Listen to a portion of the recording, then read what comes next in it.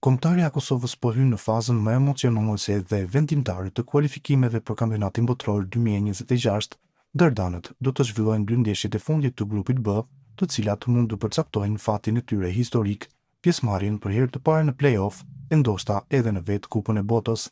Lajmi i mirë është se Kosova për dy përballjet e ka ekipin e plot me lojtarët kryesor që janë në formë optimale. Së pari, Kosova do të udhtojë këtë të shtunë në Sloveni për të përballur me një kundërshtar që kërkon të shpëtojë deri në grup. 4 ditë më vonë, më 14 nëntor në Fadil Vokri, ekipi ynë do të përballet me Zvicrën në një duel që mund të vendosë gjithçka.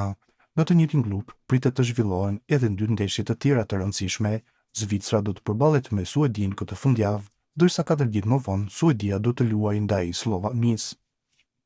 Situata është e qartë, me një barazim ndaj Slovenisë, Kosova do të siguronte matematikisht pjesëmarrjen në play-off, një arritje historike që do ta vendoste për herë të parë në mesin e kombëtarëve më të mirat e Europës që luftojnë për një bilet botrori. Megjithatë, ekziston edhe një skenar më ëndrrimtar, kualifikimi direkt në Kupën e Botës 2026. Për të bërë këtë realitet, Kosova duhet të fitojë ndaj Slovenisë dhe të shpresojë që Zvicra të mos marrë 3 pikë ndaj Suedisë. Një epilog i tillë do të hapte plotësisht grupin, duke kthyer ndeshjen e fundit në Fadil Vokri në një finale të madhe për historinë e futbollit kosovar. Përzigjësi Franco Foda në konferencën për shtyp para ndeshjes me Sloveninë u shpreh i vendosur, por realist. Në fillim kam thënë se çdo gjë do të jetë e hapur deri në fund. Çdo gjë është e mundur, fokusi ynë është ndeshja me Sloveninë. Synojmë të fitojmë të paktën një pikë që të sigurojmë pjesëmarrjen në play-off, dhe më pas do të shohim tutje, deklaroi ai.